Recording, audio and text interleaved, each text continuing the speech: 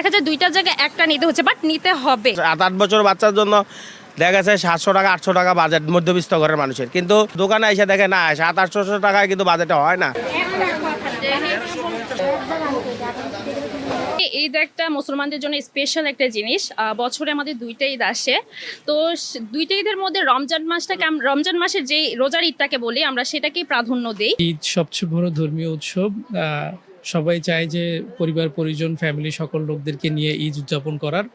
তো এক্ষেত্রে প্রত্যেকেরই একটা ইচ্ছা থাকে যে সকল সদস্যদেরকে নিয়ে পোশাক আশাক কেনাকাটা করার। সামনে ঈদ, আম্মুর সাথে আসছি, নতুন জামা কিনছি, এখন জুতা কিনবো, আমার অনেক ভালো লাগতেছে। পোশাকের দামটা তো অনেক, কথা বুঝছেন, যে দেখা গেছে 1000 টাকা বাজেট করলে 7-8 বছর বাচ্চার জন্য দেখা গেছে 700 টাকা 800 টাকা বাজেট মধ্যবিত্ত ঘরের মানুষের, কিন্তু এখন গিয়া দোকানে এসে দেখে না 700-800 টাকায় কিন্তু বাজেটে হয় না। বর্তমানে 1000-1200 টাকার উপরে বাজেট লাগে।